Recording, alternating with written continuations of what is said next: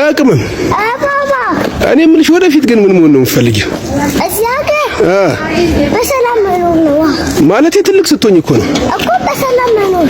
አልገባሽም እንዴ? ትምህርትሽን ጨርሰሽ ዶክተር ነው ኢንጂነር ነው የምትፈልጊው እኮ ምንም እኮ ሰላም ሲለው ነው አባቴ።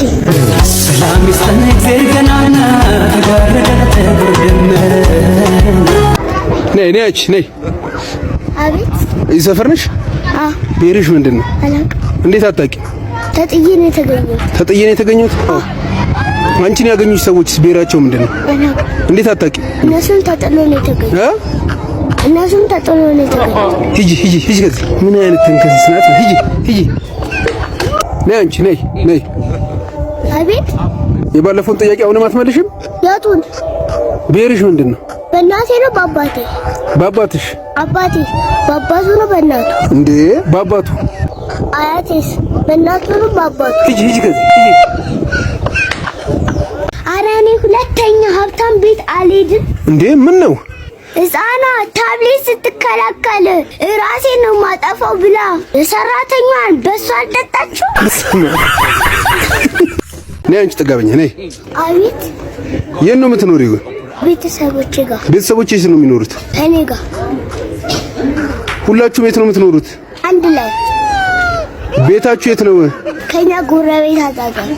የእናንተ ጎረቤት ቤት የት ነው? አታምነኝም ባብለው ንገሪኝ። ከኛ ቤት አጠገብ።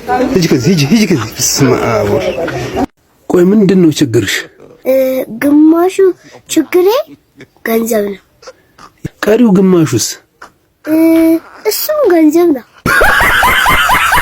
ሳድግ ልክ እንደ አባቴ ቢሊየነር ነው መሆን ፈልገው። አባትሽ ቢሊየነር ነበር እንዴ? አይ እና መሆን ይፈልግ ነበር።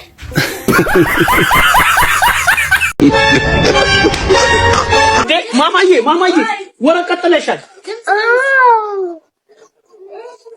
በርታሽ በርታ። ወይኔ ጉዴ በርታ። በነገራችን ላይ እንደ አይነት መነጽር ያደርጉ ሰዎችን አክብራቸው። ምክንያቱም እናንተን ለማየት ገንዘብ አውጥተዋል።